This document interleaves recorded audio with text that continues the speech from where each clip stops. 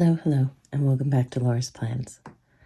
So, as promised, today I'm going to take you through my setup for November and talk to you a little bit about what has transpired over the last few months. Basically, I have eliminated all elements from my system that were additional to the things you see right here before you. This month, or this year actually, has been a season of transition, both personally and professionally. And one of the ways that I think I was trying to cope with some of those hard transitions was by adding more and more complexity into my planning and journaling routine, into this hobby of mine that is stationery products and planning. But the reality is, throughout it all, one element has stayed true, and it is the tool that I use most, but it kind of got askew for a while, and I had to bring myself back in. The reason that it went off on the side rails truly is my own fault. It's no pressure truly from outside forces, but it's pressure that you put on yourself for performance. And I mentioned that in the last video, but you know, when you're sharing what you do, you begin to look at everything in a very critical eye, and you begin to watch other things and say, I should be doing that, or my book should look like that. And the truth of the matter is, comparison is never helpful.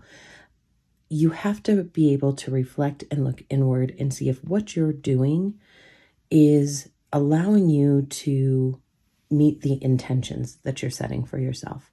And I had gotten to a place where that wasn't happening, so I had to do a reset. And I spent the month of October really focusing on that and taking a look at the practice and the methodologies I was using and realizing I really didn't need all of the things that I had. And so I have trimmed down to the bare minimum and built a system that works for me. Now, none of these are brand new. It's a morning pages disposable paper journal that I'll burn once I'm done filling this. It's where I put my emotions and my stream of consciousness journaling. It's a bullet journal. And then it is my reference long-term desk planner. And you guys have seen this before. It's never gone away. It's not something I really show because it's not something I really update as far as this is the planner or binder that houses all of the information that my family may need at any given point in time. And this is the one that they have permission to come in and utilize, look at, grab what they need, write down what they need to. It's the home binder, if you would. Now, granted, my children no longer live here, but that doesn't mean that when they come home to visit, sometimes they don't need to know what the password is for the Netflix account, or, you know, the ISP password. All of those things are housed in this system. And I use it when I need to. If I'm feeling the need to step outside of like my bullet journal or something else, I can always come in here because it's always set up. It always has updated information on my future log. It has an inbox that is comprised of family tasks, home tasks, to-dos, things like that. It has my goal setting system. It has 3 months minimum at a time in the monthly section. It has up-to-date weeklies so that we know what's going on for the family on any given day. And then it has all of the reference elements that I need to have here, like medical, doctor, insurance, financial, investment, passwords, contacts, you name it, it's in here. When my son had to write thank you notes, he came here and grabbed all of the contact information he needed. So this is my desk planning system, and it never leaves my desk. It stays up here, and I make sure that it's up to date always. and it is a resource for myself and my family. This, on the other hand, truly is the personal heart of my planning and intentional living system. Although I keep my goal planning in the desk binder because they are printables that I printed off from Moxie Life in 2021. Other than that, everything else is housed right here. Now, over the year, I've added in other things like this pocket planner, which moving into 2021 will not be part of my system. It's not needed. If I'm out and about and I need to notate or record something, I put it into my phone. Or if I have this, I put it into this. I don't really need an additional planner for that. I don't need an additional memory planner because I have that in my bullet journal. I don't need an additional work planner because my work systems, especially now, are almost 100% digital. And although there are small pieces of it that are analog, those pieces can be incorporated into my bullet journal or into my project pages in my desk binder.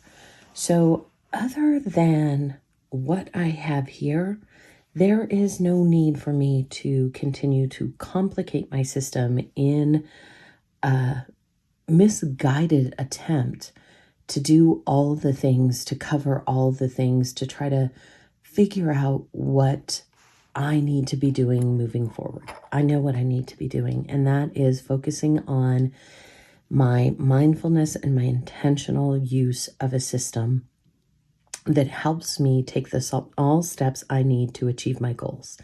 And that's what the bullet journal system does for me. So let's jump in.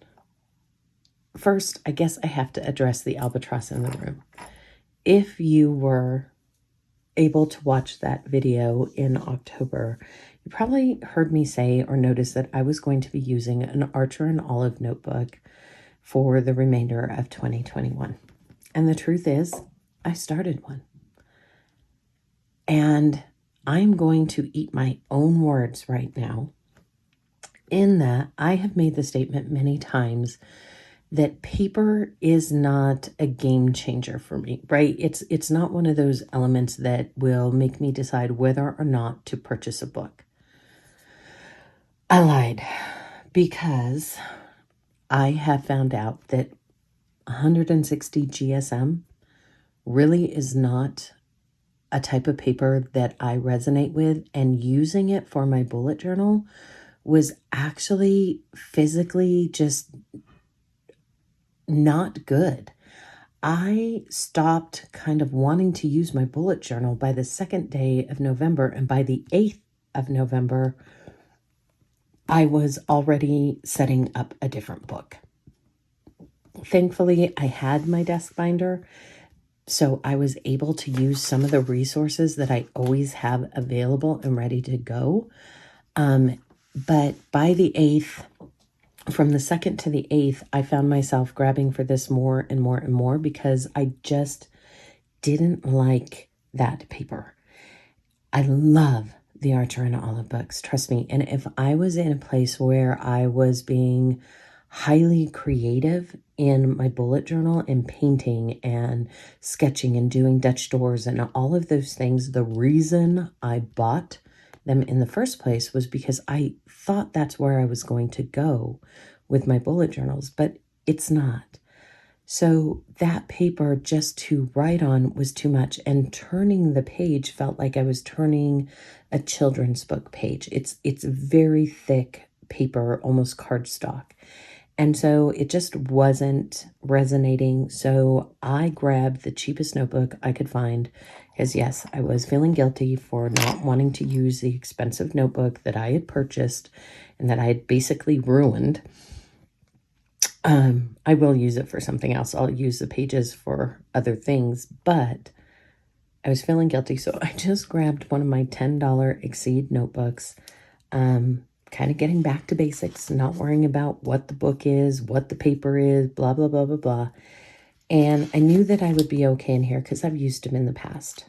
They're 100 GSM paper. They have pre-printed index pages, a true 240 numbered dot grid pages, and it comes with the gusseted pocket, bookmarks, the elastic, all of the typical things that you find in a bullet journal.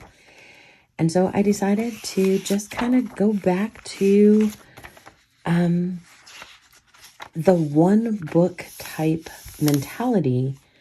And granted, this is not one book, but encapsulating or capturing the majority of what I need in the bullet journal and using additional tools as I need them. I don't think you have to be a true, at least for me, I don't think I'll ever be a true just one notebook kind of person.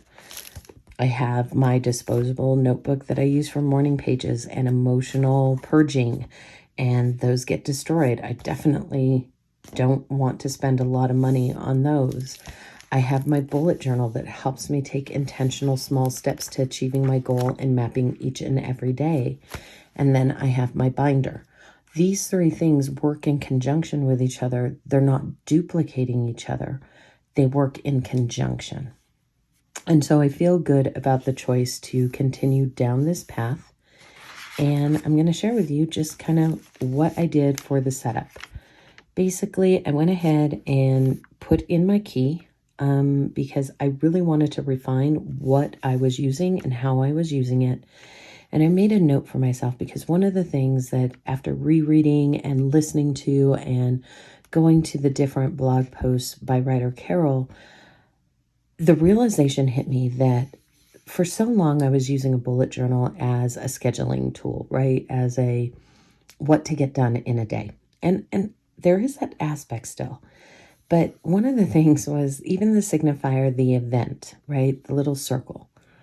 In my mind, for so many years, all that meant was like a scheduled meeting or an appointment. But an event can be anything in your life. Granted, I knew that an event could be like a birthday or an anniversary. But what about, slipping down the stairs and hurting your back? Or you were late to work because there was traffic, but you went the long way and you found something beautiful. So I really needed to define my signifiers again and rethink the definitions that I had placed upon them. And by doing so, I'm feeling much more comfortable in the book, and the book is expanding as I go along. I am an indexer, so I'm going to have an index. And the neat thing about this cheap little notebook is there's 5 pages of pre-printed index, and they don't count against your page count. So the next page that I set up was my grid spacing guide. And this, I don't put a lot in there, but counting it out and knowing exactly what's in there helps me. And then I will go in as time goes on, and different spreads that I use often, I will either kind of space out along here, or I'll do what I did here, like my month on 2 page. My boxes are always 6 by 6. I always take one space down from, I go one space over from the left gutter to start. And my habit tracker, which is horizontal, I give myself 7 spaces, so 7 boxes from the bottom of the page, because I do this horizontally. So it would be from the left-hand side. I go 7 boxes over, and then I start counting, and that takes me either to 30 or 31. So, those type of things I do put in there so that I don't have to always try to remember it, because, it doesn't happen. Then I did go ahead and put in a future log all the way through July. One of the things that is nice is in my binder, I do have a long-term future log that has all of the birthdays, anniversaries, big events, and I do make a new one each year. And then I do have a future log that is just for like events. The birthday one, I just make because I want the calendars to match, but I don't have to if I didn't want to, but I want to, so I do. So I transfer that information into here, and then From this point on, then anything that happens that I need to log will go here and then eventually get transferred back. If it is a family-based event, will get transferred back into the binder. And then I start my November setup. Pretty simple, fairly clean, lots of white space. I'm finding that that's really where I'm at right now. I'm not wanting to spend a lot of time worrying about the theme or aesthetic of it. I want it to be fairly clean and have lots of space for what I need. I do like having the month on 2 pages. You guys know this if you've watched it all. And just these are 6 boxes across, 6 boxes down, and I just go ahead and I don't fill in boxes for days that are not in that month. So I do pencil it out. I put the dots in first and then I build it from there. I do like having a sidebar for notes and the focus, my monthly goal focuses. And I do put those in here so that I can quickly and easily refer back to them without having to get to my binder if I'm not in my office. I do keep a November log, and this is a 1 line a day versus a scheduling log. Scheduled appointments, scheduled events go on to the month on 2 pages. This is more a summary of what happened that day, and I generally fill it in at night. Then I have my November task log. I did separate it into work and home because I am trying to keep everything in one place. And so I'm able to use this for both work and home. Then I have my menu log, which I am including now my fasting and my daily weight because I did talk with my doctor, and intermittent fasting is a strategy that we're trying to help my IBS as well as my insulin and some other things. So my metabolic syndrome. Anyway, so going from there, we are utilizing that. So I am keeping track of my meals. And then we get to my monthly habit tracker and sleep and step counts. On the top, I have the habits that I identified as part of my monthly goal reflection.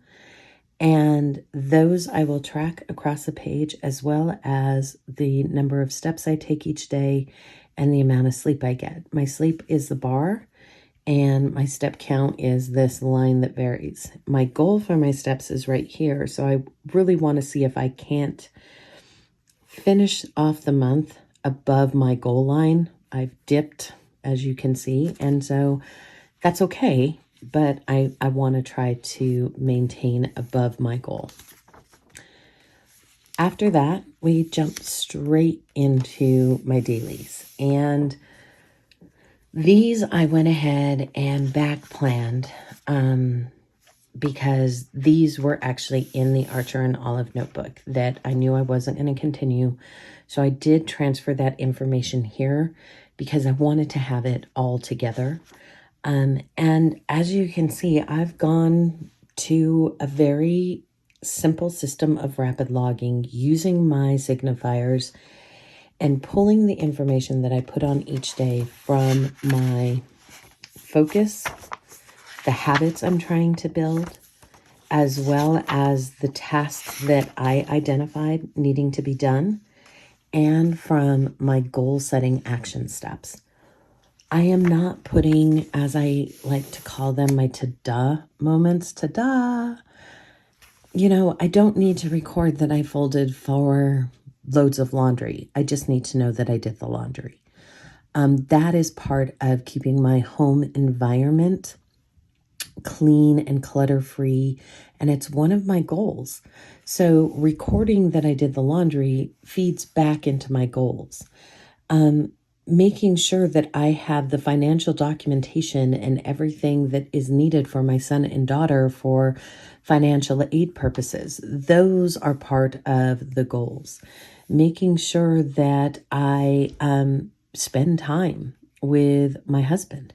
Those are part of my goals. And so instead of trying to fill a page to feel productive, which is what I was doing for most of my bullet journaling practice, I have realized that what I'm putting on this page now needs to match the intentions that I have set and match the goals and actions that I want to succeed in. And so I'm no longer trying to fill a page so that I look busy or that I feel productive. I feel productive when I know that the items on the page match my goals and I was able to check them off and keep them going. And I'm able to also record those moments during the day, those thoughts, those ideas, the events that happen in a way that when I want to journal about them, I can pull out my personal journal and journal about them. Or I can keep them here and turn the page and denote a whole page to it. But that is the beauty of how I've shifted my mindset. I'm no longer worried about making it look like I'm productive. I am choosing what goes on each day based off of an intentional reflection on what I said I wanted to do, how I said I wanted to do it, and then making sure that I am intentionally building each and every day to match those intentions. So the first week was in the Archer and Olive.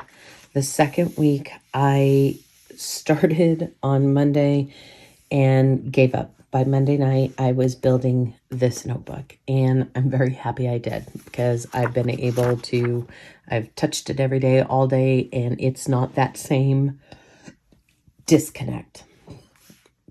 So once again, going through with the rapid logging. And then we come to the end of this last week, and I put in my weekly review.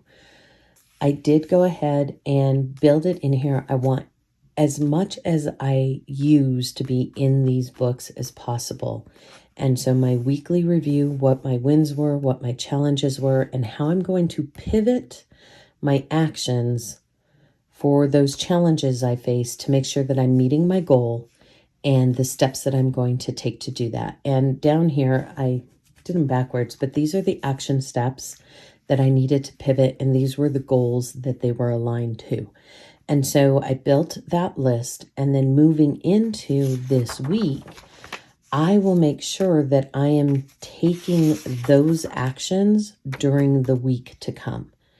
The next page is my intentions page. And if you've been around for a while, you know that I do set daily intentions. And I decided I wanted them to be all on one page for the whole week so that I can come back and reflect on this. And I do generally identify 3 intentions that I want for each day. And I will fill this in each morning before I start my day. I also included a week landing page. And basically these are just the appointments or scheduled tasks that I need to take care of. A rolling weekly, a to-buy list, because, like I realized today I needed sponges. We're almost out of cat wet food. I need to buy some salad mix.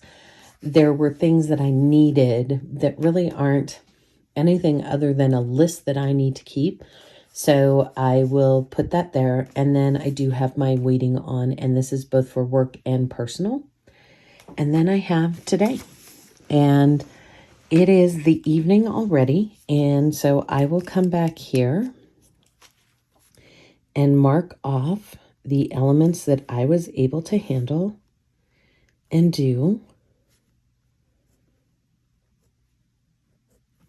And then the only thing I haven't done, and I know I'm not going to do it tonight, is order my husband's birthday present. And I can do that tomorrow. So tomorrow I will come back tomorrow morning and build Tuesday and possibly put it here unless I write something in tonight. I'll most likely just go ahead and skip a couple lines, put it right here, and I'll start my rapid logging for that. I also want to come over here and look at anything that I have on that list. I have no meetings tomorrow. Woohoo! So I can have a really focused work day. So that's awesome. So one of the things I'm also doing is as I go through and build each day and move each day, once I know that everything on this page is done, during my weekly reflection, I will come in and put an X. I do a daily reflection, really, so I know that everything here will go to here. And I'm just going to go ahead and show you. So normally this would be done in the morning, but I'll do it right now with you guys. I build my day by just putting my header. And then the easiest hydration tracker on the planet, which is just to write the word hydrated, because that is 8 letters long. And if I go over 8 of my water bottles, which actually is more than 8 ounces, I'll put an exclamation point. But like I had all 8 of them already today. And so I know that I have made my hydrated. For tomorrow, I have that set. So basically that's all I do. But I have no appointments that I have, but I do have a task that I'm going to migrate down, which is to order my husband's birthday present, because I want to make sure it gets in by his birthday in December. And so that's the task that I know I want to put up, because I've already migrated it once and I don't want to have to migrate it again. So that is how I do this. And then I will do that each day, making sure I take care of everything on the day before, migrating anything that didn't get done, and then moving on. And once I've made it through and made sure that all of the tasks and events and everything are taken care of, if they are, I will put a small X right next to the 21 so that it makes my weekly review practice really easy to see. And, also I know once I've migrated something many times that that's becoming a problem. That's probably something I'm facing a challenge with, and I need to pivot it somehow and kind of tweak my action steps. So that's what I'm doing. It looks a lot different. Like I said, I don't know if I mentioned it. I don't remember. But I went back and looked at all of my bullet journals from 2017 on, and wow, what a difference. What a difference those years make, and what a change in the intentionality of what I'm doing in this methodology. And so in the weeks and months to come, I'm going to share more and more with you how I practice mindfulness and intentionality in this notebook. But that's it. That's what I'm doing. And it's simple. I wouldn't call it minimal, because I still use stickers and aesthetics, but it is truly a functional methodology of making sure that the steps and actions I'm taking each day are driving me to success in my goal. And some of them are tiny steps. That's okay. One of the things I'm going to share with you is a book called One Small Step Can Change Your Life. It's about the Kaizen methodology and philosophy, and it's something that I've been learning about over the last several months, and I finally feel like I have a practice that I can share with you that matches that philosophy. And so it's something that I'll share with you along the way, and that's it. This is probably going to be my November, December, January book, because I am using far less pages than I ever did. And as you can see, here's Tuesday. I had notes that I needed to take, and I knew that this page was already going to be daily, so I just opened to the next available spread, took the notes, and put it in my index, and then the next set of dailies will go wherever the next blank page is. So that's it. That's my new bullet journal. That's my new system. I guess I won't be having like a big, like my 2022 lineup, because you're looking at it. This is my 2022 lineup. I'm cutting out the fluff. I'm not adding things in that I haven't actually used or know that I will use and understand the intention of their use prior to purchasing. So I won't be purchasing anything because I have enough notebooks to last me 2 years, and my Archer and Olives are probably going to be given away as giveaways here on the channel. And yeah, because I will never use them. And that's all. So if you've made it all 30 minutes of this video, I want to say thank you. If you have any questions, or if you want me to expand on something that I talked about, please leave a comment below. The other question is, I am willing to kind of give you a walkthrough of my bullet journal history, if you would. If that's something you'd like to see, like what my first few bullet journals look like and kind of how they changed from year to year to year, let me know. I was thinking that could be kind of fun because, trust me, I snorted and giggled when I looked at my first one. But with that said, leave a comment if that's something you would like to see, and I'll be sure to make it happen. Otherwise, I hope everyone has a wonderful remainder of November, and I will see you that last week so that we can set up December together. As always, from my heart to yours, from my home to yours, have yourself a wonderful week, and I will see you next time.